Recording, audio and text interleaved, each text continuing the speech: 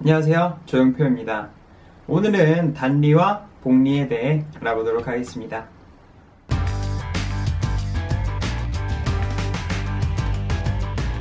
이자는 계산하는 방법에 따라 단리와 복리로 나뉩니다. 단리는 원금에 대해서만 이자를 계산하는 방식이고, 복리는 원금에 대한 이자와 이자에 대한 이자도 함께 계산하는 방식입니다. 조금 어렵게 느껴지실 수도 있는데요. 먼저 계산식을 통해 단리와 복리의 차이점을 살펴보고, 단리와 복리에 대해 더욱 이해하기 쉽게 설명해 드리도록 하겠습니다. 단리와 복리의 계산식은 이와 같습니다.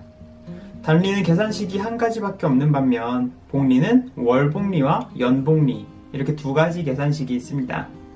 월복리는 매달 원금에 이자를 더해 다음 이자를 계산하는 방법이고, 연복리는 1년마다 원금에 이자를 더해 다음 이자를 계산하는 방법입니다.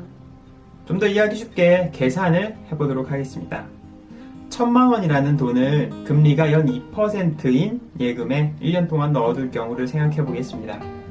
이때 단리로 계산할 경우 1년 뒤 원금에 이자를 더해 1020만원이라는 돈을 받을 수 있습니다. 물론 이자에서 세금을 빼야 하지만 계산 편의상 이번 영상에서는 세금을 제외하도록 하겠습니다.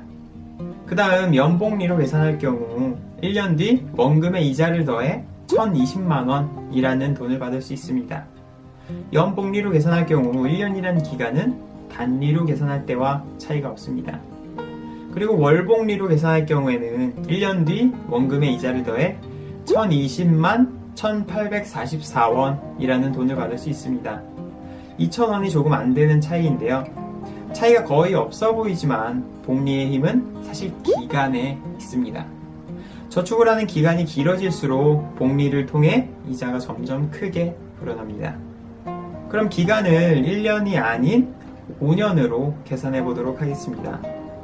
단리로 계산할 경우 5년 뒤 총 1100만원이라는 돈을 받을 수 있습니다. 기간이 길어진 만큼 이자도 늘어난 것을 확인할 수 있습니다. 연복리로 계산할 경우 5년 뒤 1104만 808원을 받을 수 있습니다. 이제 단리와 조금씩 차이가 나는 것을 확인하실 수 있습니다.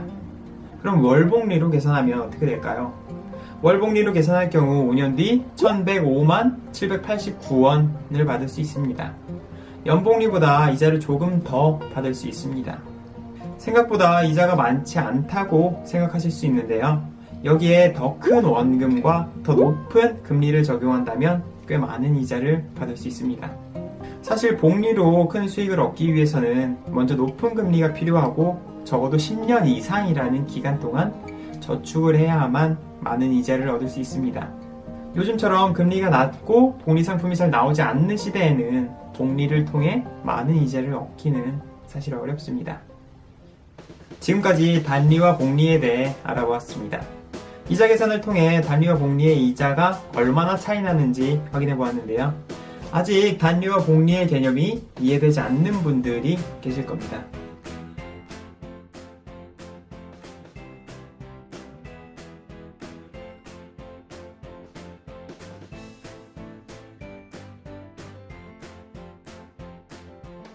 사실 요즘은 복리 상품이 많이 나오지 않습니다.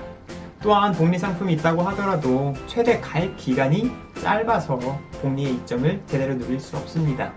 물론 요즘은 금리도 낮기 때문에 돈을 단리 상품에 넣든 복리 상품에 넣든 이자에는 큰 차이가 없습니다.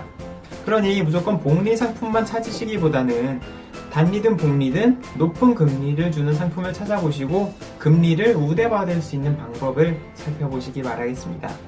사실 저는 적금이나 예금 상품을 고를 때 대충 고르는 편입니다. 이자를 아주 약간 더 받는 것보다 제 시간이 더 소중하다고 생각하기 때문입니다.